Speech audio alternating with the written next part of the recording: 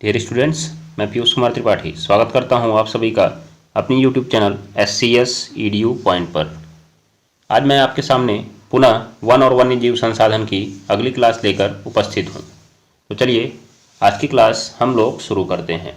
जैसा कि कल मैंने आपको कई प्रकार के वन बताए थे और वनों से संबंधित महत्वपूर्ण बातों का भी आपके सामने मैंने जिक्र किया था, और मैंने कल आपसे कहा था कि हम इसे भारत के मैप में भी देखेंगे कि किस क्षेत्र में किस प्रकार के वन पाए जाते हैं। तो चलिए आज हम शुरुआत यहीं से करते हैं। सबसे पहले भारत में जो जलवायु के आधार पर वनों के प्रकार होते हैं उन्हें हम भारत के मैप में देखते हैं। उसके बाद हम लोग आगे की हेडिंग शुरू करते हैं। तो चलिए सबसे पहले हम भारत का मैप देख लेते हैं। आप इस मैप को एक बार ध्यान से देखिएगा। इसमें आपको दिख रहा होगा कि कुछ क्षेत्र बनाए गए हैं जो भारत में उपस्थित वनों को प्रदर्शित कर रहे हैं। जैसे आप इसमें देख रहे होंगे कि सर्वप्रथम यहाँ पे लिखा हुआ है उष्ण कटिबंधीय पर्णपाती वन, जो कुछ हल्के रंग से है। पहले आप इसको थोड़ा सा ध्यान दे लीजिए इन शब्दों पे, फिर हम इसको मैप में देखते हैं। देखिए इसमें जो थोड़ा सा काला हिस्सा, एकदम काला हिस्सा जो है वो वैलांचली या दलदली वनों को प्रदर्शित करता है। ये बहुत कम स्थानों पर पाए जाते हैं, डेल्टाई वन जिन्हें कहा जाता है, ये आप ध्यान में रखिएगा। पर्वतीय वन को डॉटेड बिंदु से प्रदर्शित किया गया है। जो उष्णकटिबंधीय कांटेदार वन है इसको सबसे हल्के रंग से प्रदर्शित किया गया है, जबकि उष्णकटिबंधीय पर्णपाती वन थोड़े गाढ़े रंग से है, और थोड़े और गाढ़े रंग से है उष्णकटिबंधीय सदाबहार और अर्ध सदाबहार वन। तो मैंने कल आपको सारे क्षेत्र आपकी कॉपी में बता भी दिए थे, लेकिन आप एक बार मैप की सहायता से देख लीजिए। जैसा कि मैंने कल भी आपको कहा था कि ये जो उष्णकटिबंधीय पर्णपाती वन हैं इन्हें मानसूनी वन भी कहा जाता है, और ये भारत के सबसे बड़े हिस्से पे पाए जाते हैं। तो आप यहाँ पे मैप में देखिएगा कि सबसे पहले तो आपको जो ऊपर का हिस्सा है यहाँ पर आपको पर्वतीय वन दिख रहे होंगे, ये हिस्से, क्योंकि यहाँ पे पर्वत पाए जाते हैं इसलिए यहाँ पे आपको पर्वतीय वन दिख रहे होंगे। अब आप आगे ध्यान दीजिएगा, यहाँ पर देखिए थोड़ा सा गाढ़ा हिस्सा जो इसका ये वाला एरिया पूरा यहाँ से लेके यहाँ तक, ये इतना बड़ा एरिया, ये सब उष्णकटिबंधीय पर्णपाती वनों को प्रदर्शित कर रहा है। याद रखिएगा, उष्णकटिबंधीय पर्णपाती वनों को प्रदर्शित कर रहा है। जबकि एकदम हल्का हिस्सा जो है ये वाला हिस्सा, ये किसको प्रदर्शित कर रहा है? कांटेदार वनों को प्रदर्शित कर रहा है, क्योंकि यहाँ पे शुष्क मरुस्थल होता है, इसीलिए यहाँ पे जो वन होते हैं वो कांटेदार वन पाए जाते हैं। इसकी पत्तियां अपने आप को कांटों में बदल लेती हैं और तने पत्तियों का रूप धारण कर लेते हैं, जैसा आप नागफनी के पौधे में देख लेंगे। मैं आपको अभी नागफनी का चित्र दिखाता हूं जिससे आप समझ जाएंगे कि वो अपने आप को रूपांतरित कैसे करता है।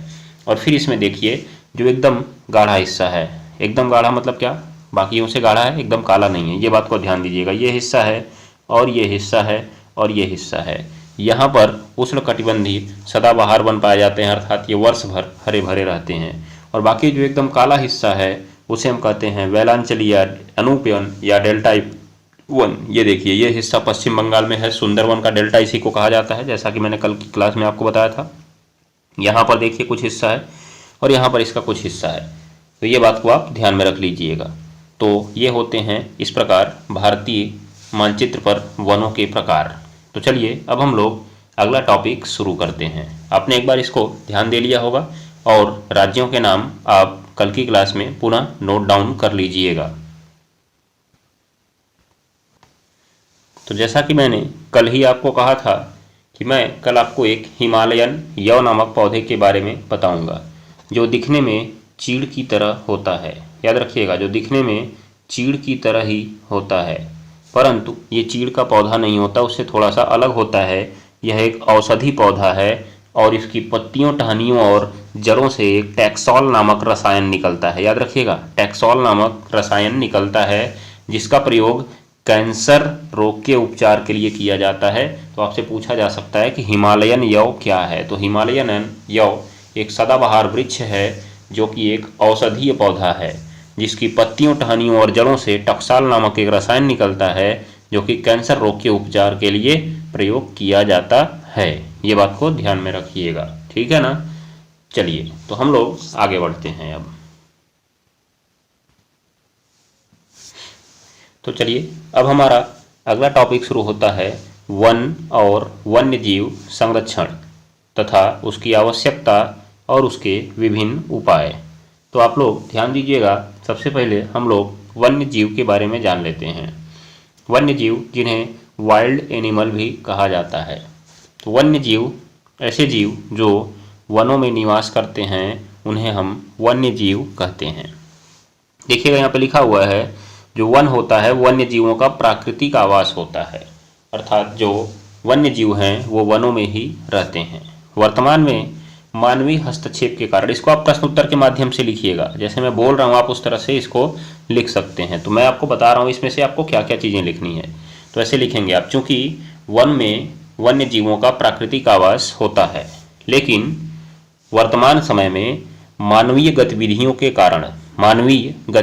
कारण वनों का ह्रास होता जा रहा है, जिससे वन्य जीवों के प्राकृतिक आवास समाप्त होते जा रहे हैं और उनकी भोजन आवश्यकताएं कम होती जा रही हैं। याद रखिएगा, भोजन संबंधी सामग्री कम होने के कारण उनकी भोजन आवश्यकताएं घटती जा रही हैं, जिसके कारण अनेक प्रजातियां अपने आप को जीवित नहीं रख पा रही हैं और लुप्त हो जा रही हैं या लुप्त होने की कगार पर पहुंच गई हैं। ये बात को आप ध्यान में रखिएगा।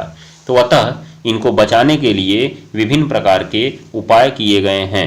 याद रखिएगा, तो इनकी आवश्यकता क्यों हुई? क्योंकि मानवीय गतिविधियों के कारण वनों के ह्रास से वन्य जीवों के आवास और उनके भोजन समाप्त हो रहे हैं, जिससे वन्य जीव संरक्षण की आवश्यकता आन पड़ी है। इसके लिए विभिन्न प्रकार की युक्तियां अपनाई जाती हैं। जैसे आप लोग देख सकते हैं, वन्य जीव अभयारण्यों की स्थापना, नेशनल पार्क की स्थापना, बायोस्फीयर रिजर्व की स्थापना। अभी हम लोग इसमें देखेंगे कि राष्ट्रीय पार्क भारत में कितने हैं और कुछ मुख्य राष्ट्रीय पार्कों को भी देखेंगे और कुछ प्रमुख टाइगर रिजर्व को भी हम लोग देखेंगे।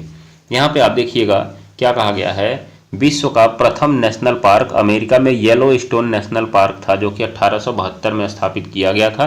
तो ये चीज़ को आप अपनी कॉपी में नोट डाउन कर लीजिएगा, 1872 में विश्व का पहला नेशनल पार्क, ये बात को ध्यान में रखिएगा। यहाँ पे एक पॉइंट और दिख रहा है, अभी मैं आपको सारे वन्य जीव और वनों से संबंधित अधिनियम को अलग से बताऊंगा, फिलहाल आप यहाँ पे एक बार इसको लिखते जाइएगा।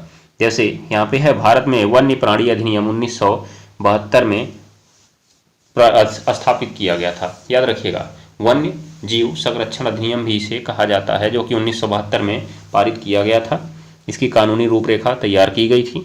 और यहाँ पर आप देखिएगा, भारत में यहाँ पे देखिए पूरे विश्व में जो पहला नेशनल पार्क है वो अमेरिका में येलोस्टोन नेशनल पार्क था, जो 1872 में स्थापित हुआ था। लेकिन भारत का पहला नेशनल पार्क, याद रखिएगा, भारत का पहला नेशनल पार्क कौन सा था? कॉर्बेट नेशनल पार्क, जो कि उस समय के उत्तर प्रदेश में था, परंतु आज के उत्तराखंड में है। ये बात को आप ध्यान में रख लीजिएगा, आज के उत्तराखंड में है, क्योंकि उत्तराखंड पहले उत्तर प्रदेश का ही भाग हुआ करता था, लेकिन 9 नवंबर 2000 को ये अलग राज्य बना दिया गया, जिससे यह उत्तर प्रदेश से अलग हो गया। इसकी स्थापना 1936 में की गई थी, ये आप ध्यान में रखेंगे। उसके बाद यहाँ पर देखिए, भारत का जो राष्ट्रीय पशु है वो बाघ है, जो अति संकटग्रस्त की श्रेणी में आता है। इसके संरक्षण के लिए 1913 में बाघ परियोजना, जिसे प्रोजेक्ट टाइगर भी कहा जाता है, चलाया गया था। अभी आप लोग इसको आगे भी पढ़ेंगे, ये बात को आप ध्यान में रखिएगा। तो यहाँ पर उठती है कि 1973 में ये जो बाघ परियोजना है वो शुरू कहाँ से की गई थी, आप ये भी नोट डाउन कर लीजिएगा अपनी कॉपी में। इसी कॉर्बेट नेशनल पार्क से शुरू की गई थी, इसी कॉर्बेट नेशनल पार्क से शुरू की गई थी, ये बात को ध्यान में रखिएगा। बाघों के संरक्षण को बढ़ावा देने के लिए बाघ परियोजना की शुरुआत की गई थी।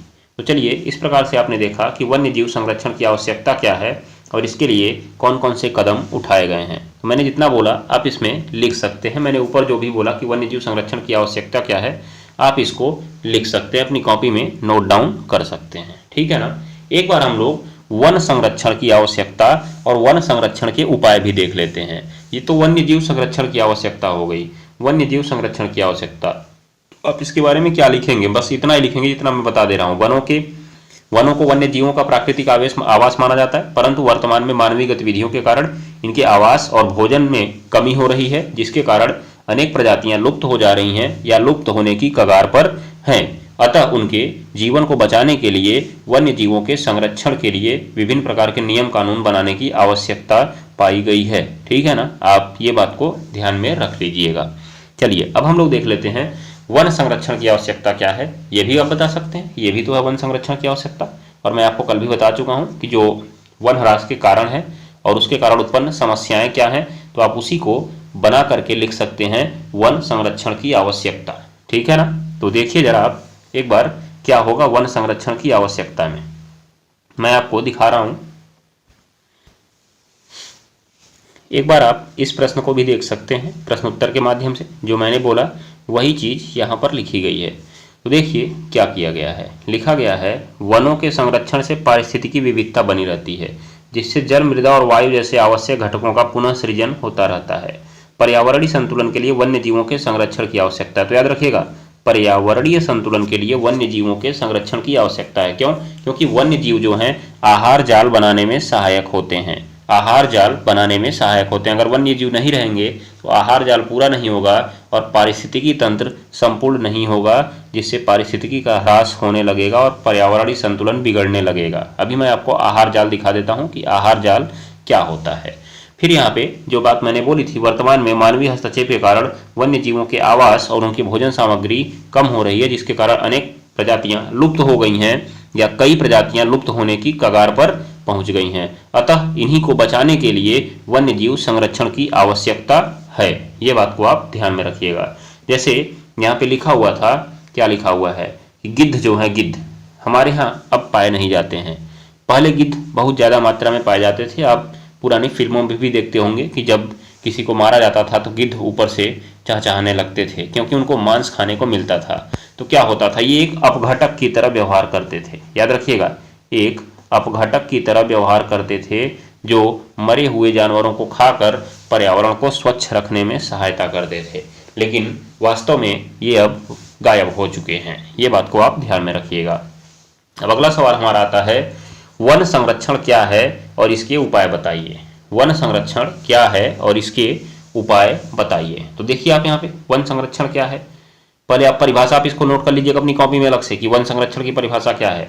वन संरक्षण से अभिप्राय वनों की वर्तमान पीढ़ी तथा भावी पीढ़ी के अस्तित्व और आवश्यकताओं की पूर्ति के लिए बचाव करना है। याद रखिएगा, अर्थात वनों को वर्तमान पीढ़ी और आने वाली पीढ़ी के अस्तित्व की और उसकी आवश्यकताओं की पूर्ति के लिए, याद रखिएगा, वनों की वर्तमान पीढ़ी और आने वाली पीढ़ी के अस्तित्व और उसकी आवश्यकताओं की पूर्ति के लिए वनों का बचाव करना आवश्यक है। इसे ही हम वन संरक्षण कहते हैं। ये बात को ध्यान में रख लीजिएगा। ठीक है, तो ये हो गया वन संरक्षण किसे कहते हैं। अब वन संरक्षण के उपाय क्या क्या होते हैं, इनको हम देख लेते हैं। देखिए यहाँ पे लिखा हुआ है वन संरक्षण के उपाय, वन संरक्षण के उपाय। तो देखिएगा क्या लिखा हुआ है।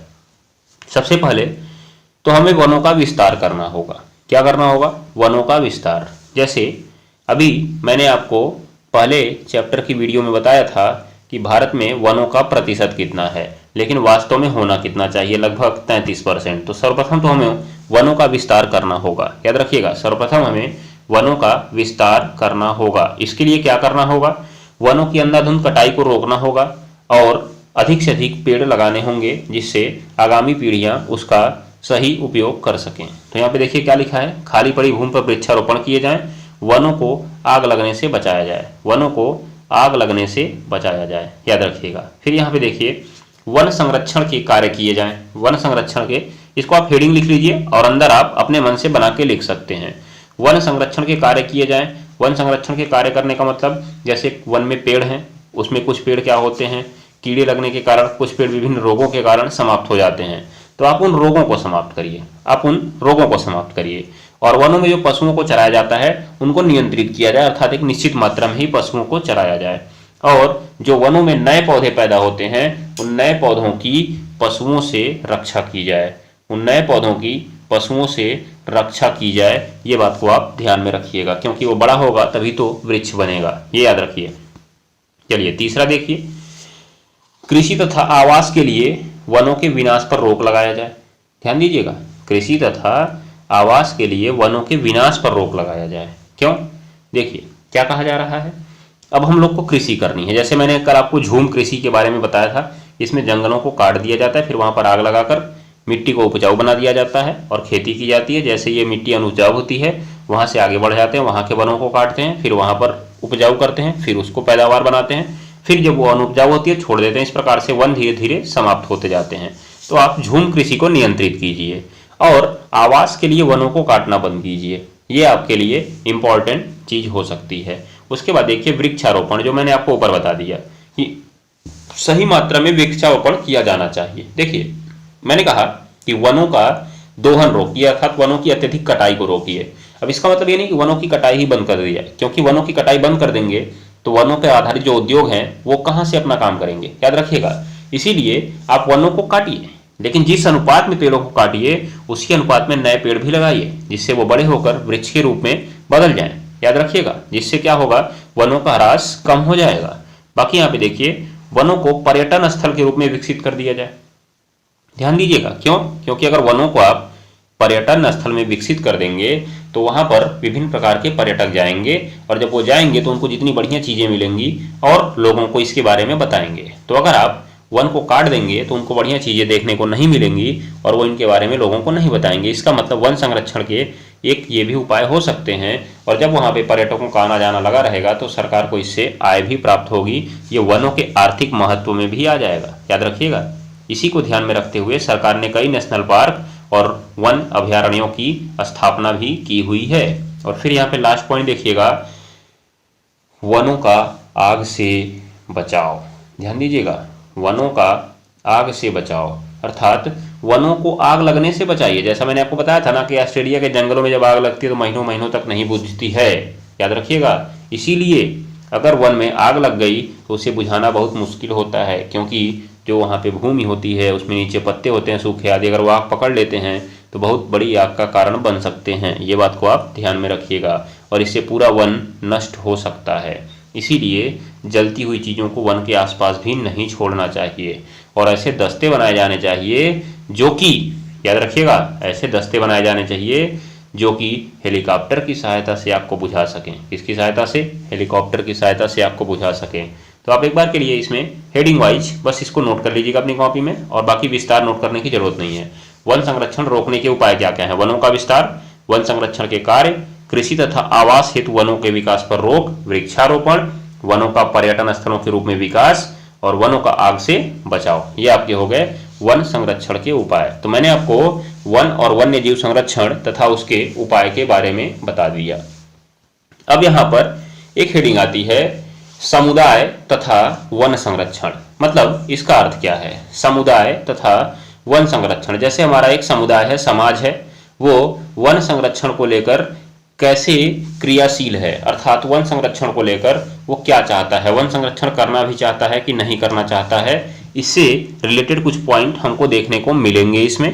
तो चलिए इसको देखते हैं हम लोग कि समुदाय और वन संरक्षण क्या है, अर्थात हमारा समुदाय वन संरक्षण में कैसे योगदान देता है। इसके कुछ उदाहरण आपके सामने दिए जाएंगे, आप इनको नोट डाउन करेंगे और इन्हीं आपको अपने पेपर में लिखना होगा। कैसे लिखेंगे? आपसे प्रश्न पूछा जाएगा कि हमारा समुदाय वन संरक्षण में कैसे योगदान दे रहा है, उदाहरण सहित समझाइए। तो चलिए देखते हैं हम लोग। तो देखिए आप यहाँ पे अब अगली हेडिंग आपकी शुरू हो रही है, समुदाय और वन संरक्षण। तो हमारा समुदाय वन संरक्षण में कैसे योगदान देता है, हमें इसकी बात करनी है। तो पहले आप शुरुआत कैसे करेंगे? कहा क्या जा रहा है कि वन हमारे देश में कुछ मानव प्रजातियों के आवास भी हैं। वन हमारे देश में कुछ मानव प्रजातियों के आवास भी हैं, अतः वहाँ पर रहने वाले स्थानीय समुदाय सरकारी अधिकारियों के साथ मिलकर अपने आवास के संरक्षण में जुटे हुए हैं। क्यों? क्योंकि इसी से उनकी आवश्यकताओं की पूर्ति होती है। ये बात को आप ध्यान में रखिएगा। जैसे कहने का मतलब है कि ये कोई एरिया है जहाँ पर कुछ समुदाय के लोग निवास करते हैं, कुछ गांव के लोग निवास करते हैं, उसके आसपास जो जंगल हैं, पेड़ पौधे हैं और वन्य जीव हैं, वो उनकी आवश्यकताओं की पूर्ति करते हैं। तो अगर इनका ह्रास हो जाएगा तो इनकी आवश्यकताओं की पूर्ति नहीं हो पाएगी और ये अपने आवास को बचाए रखने में सफल नहीं हो पाएंगे और धीरे धीरे समाप्त हो जाएंगे। अतः ये लोग अपने आवास स्थलों के बचाव के लिए सरकार से भी टकराने के लिए उतावले रहते हैं, अर्थात ये अपने समुदाय को बचाने के लिए सरकार से भी टकरा जाते हैं। तो देखिए यहाँ पे आपको कुछ उदाहरण देखने को मिलेंगे। जैसे आप देखेंगे यहाँ पर क्या क्या लिखे गए हैं, कुछ उदाहरण आपके लिए इम्पॉर्टेंट मैं यहाँ पर लेकर आया हूँ। देखिए यहाँ पर लिखा हुआ है, सबसे पहले सरिस्का बाघ रिजर्व। याद रखिएगा, सरिस्का टाइगर रिजर्व है जो कि राजस्थान में पाया जाता है। अभी मैं आपको एक टाइगर रिजर्व और नेशनल पार्क से संबंधित कॉलम भी बनाकर अलग अलग दिखाऊंगा और मैप में भी दिखाऊंगा कि भारत में प्रमुख टाइगर रिजर्व कौन है और प्रमुख नेशनल पार्क कौन कौन से हैं और कितने हैं, ये बात को आप ध्यान में रख लीजिएगा। फिर यहाँ पे आप देखिए सरिस्का टाइगर रिजर्व जो कि राजस्थान में है, यहाँ के गांव के जो लोग हैं वन्य जीव संरक्षण अधिनियम के अंतर्गत वहाँ पर खनन कार्य बंद करवाने के संघर्षरत हैं। अर्थात सरिस्का टाइगर रिजर्व में जो खनन का कार्य होता है उसको रोकने के लिए ये लोग वहां पर आंदोलन चालू कर दिए हैं। ये बात को आप ध्यान में रखिएगा। तो इस तरह से आप लिख सकते हैं अपनी कॉपी में, इस सरिस्का बाघ रिजर्व जो कि राजस्थान में है, वहां के रहने वाले लोगों ने वहां पर खनन कार्य को बंद करने के लिए आंदोलन प्रारंभ कर दिया है। तो ये जो हमारा समुदाय है ये वन संरक्षण को लेकर जागरूक है, ये बात को आप ध्यान में रखिएगा। ऐसे ही यहाँ पे दिखाई दे रहा है टिहरी उत्तराखंड में। उत्तराखंड में किसानों ने एक आंदोलन शुरू किया है, बीज बचाओ आंदोलन। बीज बचाओ आंदोलन, इस आंदोलन में क्या किया गया, उन्होंने उर्वरकों के प्रयोग को मना कर दिया है। अर्थात उन्होंने कहा क्या कि रासायनिक उर्वरकों का अगर हम प्रयोग नहीं करते हैं तब भी हम फसल का उत्पादन अच्छे तरीके से कर सकते हैं। ये बात को आप ध्यान में रखिएगा, जिससे वो बीज बचाओ आंदोलन नाम दे रहे हैं। फिर यहाँ पे आप देखिएगा, यहाँ पे अलवर राजस्थान में, अलवर राजस्थान में कुछ गांव के लोग जो हैं एक एरिया को भैरवदेव डाकौ सेंचुरी घोषित कर दिया है। इस क्षेत्र में शिकार और बाहरी लोगों का प्रवेश वर्जित है। इस एरिया का अपना एक नियम कानून है, यहाँ पे रहने वाले लोग अपना नियम बनाते हैं और उसी के अनुसार यहाँ पर नियम कानून चलाए जाते हैं। ये बात को आप ध्यान में रख सकते हैं। यहाँ पर कोई शिकार नहीं कर सकता है, यहाँ पर कोई वनों की कटाई नहीं कर सकता है। इसका मतलब यहाँ पर एक अलग से नियम चलता है और वन का संरक्षण हो जाता है। तो ये कुछ उदाहरण हैं जो कि समुदाय और वन संरक्षण से संबंधित हैं। समुदाय और वन संरक्षण से संबंधित एक सबसे महत्वपूर्ण उदाहरण है जो कि उत्तराखंड में चिपको आंदोलन के नाम से चलाया गया होगा। आप इसके बारे में परिचित होंगे जरूर। याद रखिएगा, चिपको आंदोलन के नाम से चलाया गया था, जिसे आंदोलनकर्ता के रूप में सुंदरलाल बहुगुणा का नाम जाना जाता है। तो चिपको आंदोलन से कौन संबंधित है, आप उनका नाम ध्यान में रख सकते हैं, सुंदरलाल बहुगुणा। ठीक है, तो चलिए हम लोग कुछ बातें चिपको आंदोलन के बारे में जान लेते हैं। तो चलिए अब आप ध्यान दीजिए, यहाँ पे जैसा कि आपको दिख रहा होगा स्लाइड में, चिपको आंदोलन। तो यह जो आंदोलन था यह एक अहिंसक आंदोलन था, अर्थात इसमें कोई हिंसा नहीं की गई थी। ये बात को आप ध्यान में रख लीजिएगा, हिंसा नहीं हुई थी इस आंदोलन में। और यहाँ पर हुआ क्या था, ये 1973 में उत्तर प्रदेश के चमोली जिले में प्रारंभ हुआ था, लेकिन ये अब उत्तराखंड में चला गया। जैसा कि मैंने आपको कहा कि उत्तराखंड पहले उत्तर प्रदेश का ही भाग था, परंतु 9 नवंबर 2000 को, याद रखिएगा 9 नवंबर 2000 को यह एक नए राज्य के रूप में स्थापित कर दिया गया था, उत्तराखंड। इसीलिए जो चमोली नामक जिला है वो अब किस राज्य में चला गया है, उत्तराखंड में चला गया है। तो अगर पूछा जाए कि चिपको आंदोलन वर्तमान के किस राज्य में शुरू हुआ था, तो आप बताएंगे उत्तराखंड में। लेकिन तत्कालीन किस राज्य में शुरू हुआ था, उत्तर प्रदेश राज्य में शुरू हुआ था, 1973 में शुरू हुआ था। आप इसका टाइम भी याद रख लीजिएगा। और मैंने नाम बता दिया, सुंदरलाल बहुगुणा, आप नोट कर लीजिएगा कि चिपको आंदोलन से जुड़े हुए कौन थे, सुंदरलाल बहुगुणा। इसी से मिलता जुलता एक आंदोलन 1982-83 में चलाया गया था दक्षिण भारत में। याद रखिएगा 82-83 में, 82-83, मैं इधर 82 लिखता हूँ, इधर 83, ठीक है, लिख लीजिएगा। 82-83 में चिपको से मिलता जुलता हुआ एक आंदोलन अपिक्को आंदोलन शुरू हुआ था, अपिक्को आंदोलन। याद रखिएगा, चिपको से मिलता जुलता अपिक्को आंदोलन जो कि दक्षिण भारत में शुरू हुआ था। ठीक है ना। अब आप आगे देखिए हुआ क्या था इस आंदोलन में। क्योंकि यहाँ पे कुछ जो ठेकेदार थे उन लोगों ने सरकार से आज्ञा लेकर वनों को काटना शुरू किया, वनों को काटना शुरू किया, वृक्षों को काटना शुरू किया। तो चमोली जिले के लोग जाकर पेड़ों के किनारे से लिपट गए और उन्होंने कहा कि पहले हमें काटो फिर पेड़ को काटो। इसी को कहा गया था चिपको आंदोलन, क्योंकि वो जाकर वृक्षों से क्या हो गए थे, चिपक गए थे। ये बात को आप ध्यान में रख लीजिएगा। चिपको आंदोलन से संबंधित कुछ बातें यहाँ पर और हैं, यहाँ पे दिखाई दे रहा है, आप इसको एक बार बस देख लीजिए। इनको पढ़ने या तैयार करने की जरूरत नहीं है। चिपको आंदोलन के बारे में आपको जितना जानना था मैंने आपको बता दिया, ये बात को आप ध्यान में रख लीजिएगा। तो चलिए, इस प्रकार से हमने वन और वन्यजीव संरक्षण की आवश्यकता तथा उसके कुछ उपाय के बारे में देख लिया है।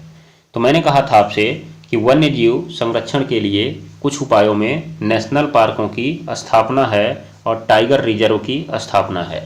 तो अब हम देख लेते हैं कि नेशनल पार्क और टाइगर रिजर्व क्या हैं, अर्थात राष्ट्रीय उद्यान और वन्यजीव अभयारण्य क्या हैं। ध्यान दीजिएगा, राष्ट्रीय उद्यान और वन्यजीव अभयारण्य क्या हैं, इनमें क्या अंतर है। फिर भारत में कुछ प्रमुख राष्ट्रीय पार्क अर्थात नेशनल पार्क और कुछ प्रमुख बाघ अभयारण्यों के बारे में हम लोग जानेंगे। तो चलिए शुरू करते हैं हम लोग कि बाघ अभयारण्य और नेशनल पार्क में क्या अंतर है। तो देखिए आप ध्यान से, एक स्लाइड देखिएगा। तो चलिए आप देखिए, यहाँ पे लिखा हुआ है वन्यजीव अभयारण्य और राष्ट्रीय उद्यान में अंतर। तो सबसे पहला तो आप यहाँ पे देख लीजिएगा, राष्ट्रीय उद्यान क्या है, जहाँ पर वन्य प्राणियों और वनस्पतियों को प्रकृति के सहारे पनपने और बढ़ने के लिए छोड़ दिया जाता है। तो ऐसा स्थान जहाँ पर वनस्पतियों और प्राणियों को प्रकृति के सहारे पनपने और बढ़ने के लिए छोड़ दिया जाता है, राष्ट्रीय उद्यान कहा जाता है।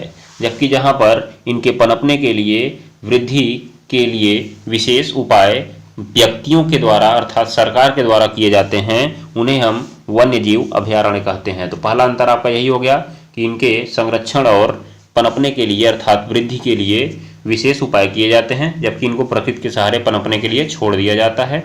उसके बाद कहा गया वन्यजीव अभयारण्यों को महत्व कम दिया जाता है, जबकि राष्ट्रीय उद्यान को महत्व अधिक दिया जाता है। वन्यजीव अभयारण्य का क्षेत्रफल अधिक होता है, इसका क्षेत्रफल कम होता है। यह एक ऐसा स्थान है जहाँ पर वन्य जीवों के संरक्षण के साथ साथ उनकी संख्या बढ़ाने पर भी जोर दिया जाता है। याद रखिएगा, वन्य जीवों के साथ साथ उनकी संख्या बढ़ाने पर भी जोर दिया जाता है। लेकिन यहाँ पर वन्य जीवों के साथ साथ प्राकृतिक वनस्पति और प्राकृतिक सुंदरता का भी संरक्षण किया जाता है। याद रखिएगा, यहाँ पर केवल वन्य जीवों की बात होती है, जबकि यहाँ पर वन्य जीव के साथ साथ प्राकृतिक वनस्पतियों की भी बात की जाती है।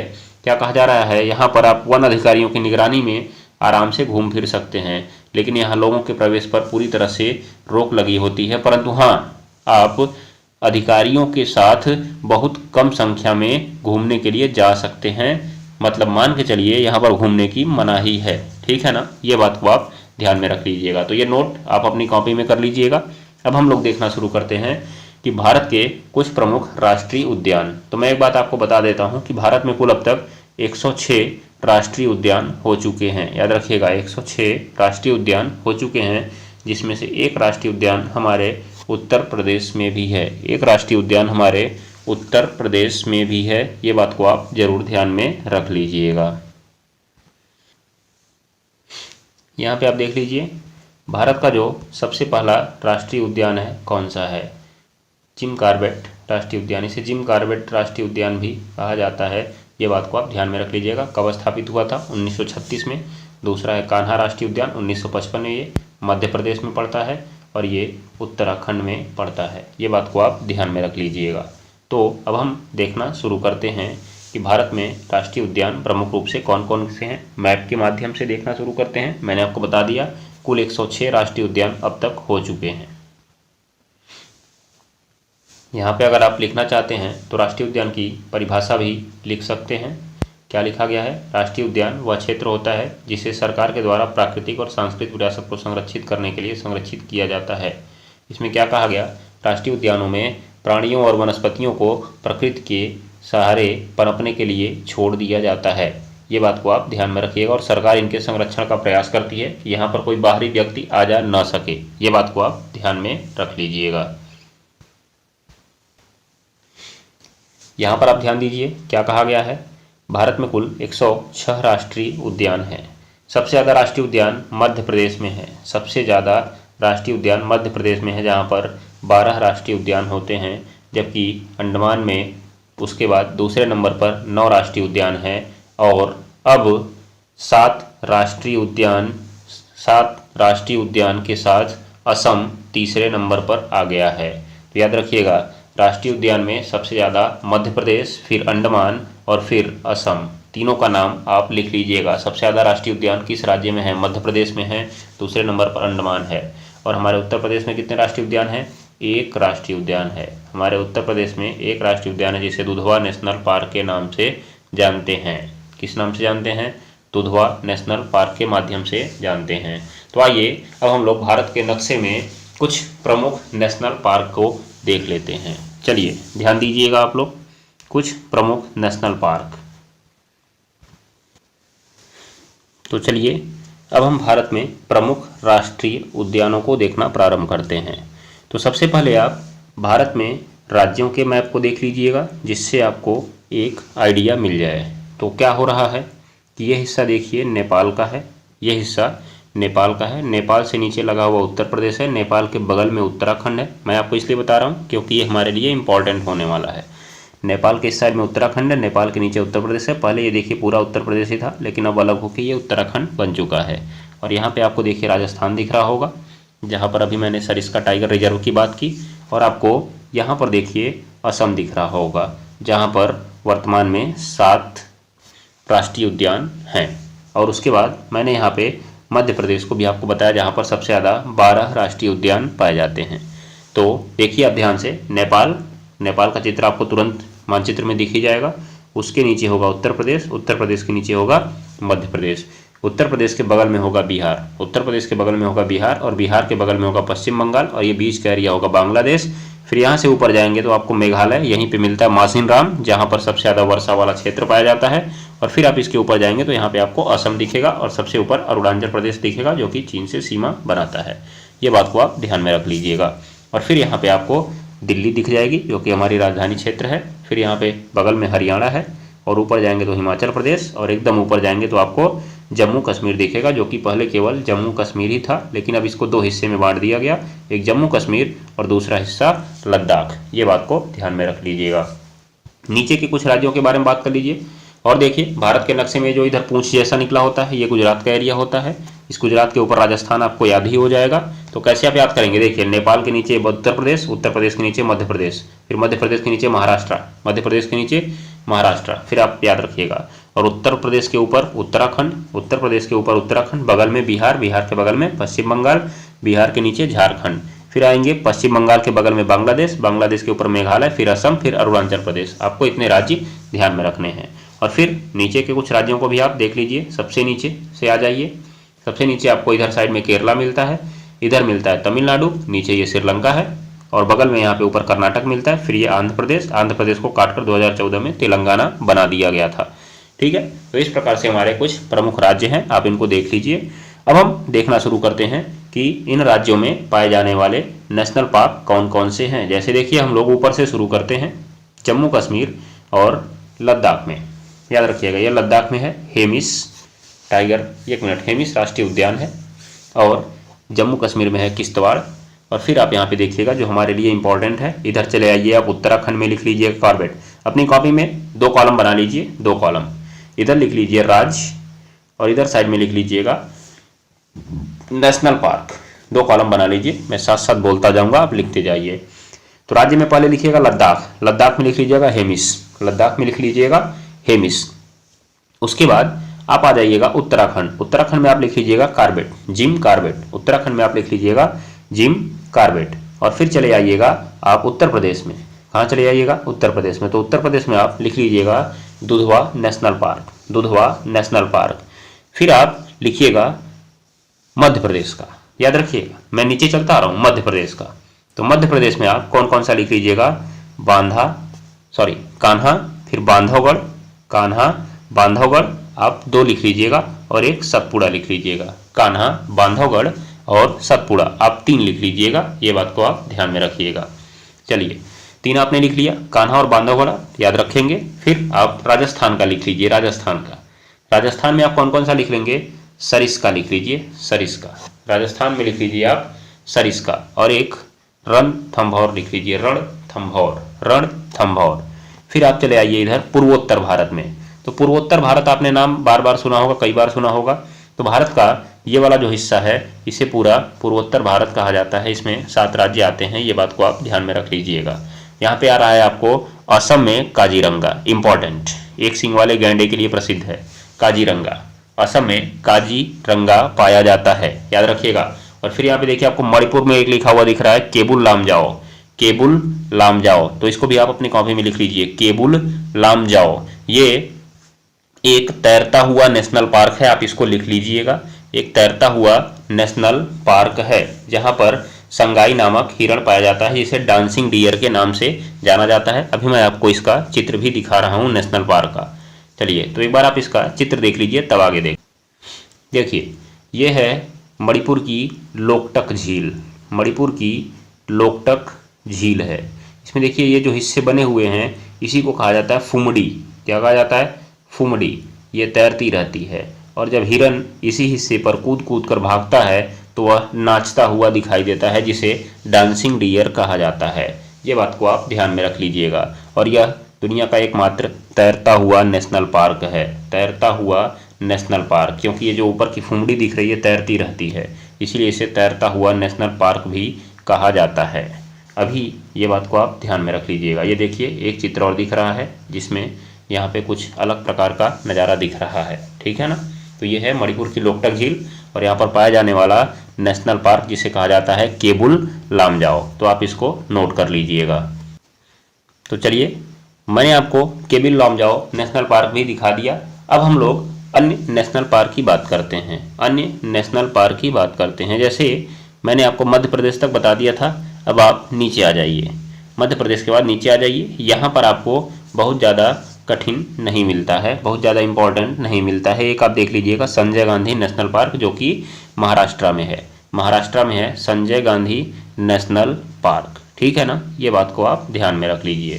तो इस प्रकार से हमने भारत के प्रमुख राष्ट्रीय उद्यानों के बारे में देख लिया। आप इनको जरूर याद रखेंगे क्योंकि आपके लिए मैपिंग की दृष्टि से भी इम्पॉर्टेंट है। उत्तर प्रदेश में कितने नेशनल पार्क हैं आप ये भी याद रखिएगा। एक नेशनल पार्क है दुधवा नेशनल पार्क, जिसकी उपस्थिति कहाँ है थोड़ा देखिएगा आप। जब आप नेपाल वाला एरिया अपने मानचित्र में देखेंगे तो नेपाल के एरिया के ठीक नीचे है दुधवा नेशनल पार्क और नेपाल के ठीक बगल में है जिम कॉर्बेट, जो कि 1936 में स्थापित हुआ था, भारत का सबसे पुराना नेशनल पार्क है, ठीक है ना। तो आपने इतने नेशनल पार्क को लिख लिए होंगे मैं आशा करता हूँ। और आज के लिए हम लोग क्लास यहीं पर बंद करते हैं। कल हम लोग देखेंगे टाइगर रिजर्व के बारे में और कुछ प्रमुख वन और वन्य जीव संरक्षण अधिनियमों के बारे में जानेंगे, जो कि आपके लिए बहुविकल्पीय रूप से इम्पॉर्टेंट हो सकते हैं। तो आपके मन में अगर कोई सवाल हो तो आप कमेंट बॉक्स में जरूर पूछ सकते हैं, और अगर आपके मन में कोई सवाल नहीं भी होगा तो आप एक ग्रीटिंग मैसेज कमेंट बॉक्स में जरूर कर दिया करिए, जिससे हमें एक मोटिवेशन मिलता है अगली क्लास जल्दी ले आने का।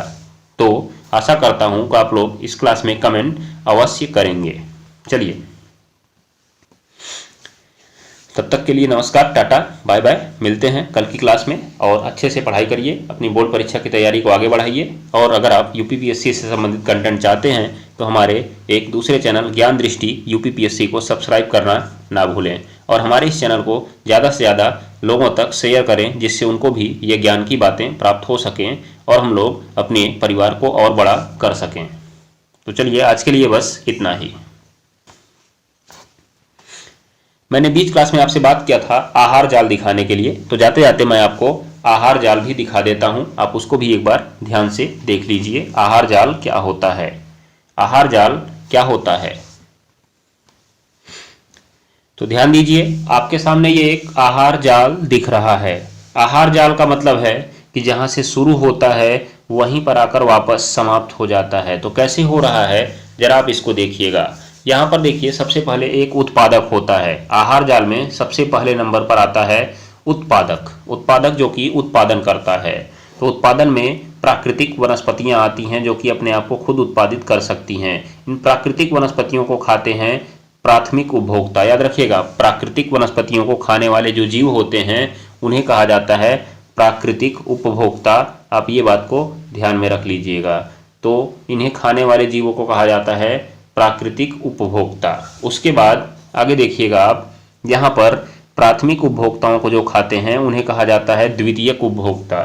द्वितीयक उपभोक्ताओं को जो खाते हैं उन्हें कहा जाता है तृतीयक उपभोक्ता। और तृतीयक उपभोक्ताओं को जो खाते हैं उन्हें कहा जाता है अंतिम उपभोक्ता। ये बात को आप ध्यान में रख लीजिएगा। और यहाँ से ये बदलते हैं अपघटक में, क्योंकि मरने के बाद चीज़ें सड़ गल कर अपघटक चीज़ें जैसे कवक आदि में बदलती हैं, जो कि पोषक तत्वों के रूप में उत्पादक को फिर से प्राप्त हो जाती हैं। तो इस प्रकार से आपने देखा एक आहार जाल पूरा हो गया, जिसे हम फूड चेन या खाद्य श्रृंखला भी कहते हैं। एक मैं आपको दूसरा आहार जाल भी दिखा देता हूँ। आप यहाँ पर देखिए, सबसे नीचे आपको दिख रहा होगा प्राथमिक उत्पादक। प्राथमिक उत्पादक को खाता है प्राथमिक उपभोक्ता, जो कि केवल शाकाहारी होते हैं। फिर इनको खाते हैं द्वितीयक उपभोक्ता, याद रखिएगा। और इनको खाते हैं फिर तृतीयक उपभोक्ता। तृतीयक के बाद आता है अंतिम उपभोक्ता या चतुर्थक उपभोक्ता। और लास्ट में आते हैं अपघटक पदार्थ, जो कि प्राथमिक उत्पादक अर्थात वनस्पतियों को किसके रूप में मिल जाते हैं, पोषक तत्वों के रूप में प्राप्त हो जाते हैं। इस प्रकार से ये फूड चेन पूरी हो जाती है। इसे ही हम आहार श्रृंखला या खाद्य श्रृंखला कहते हैं। ये बात को आप ध्यान में रख लीजिएगा।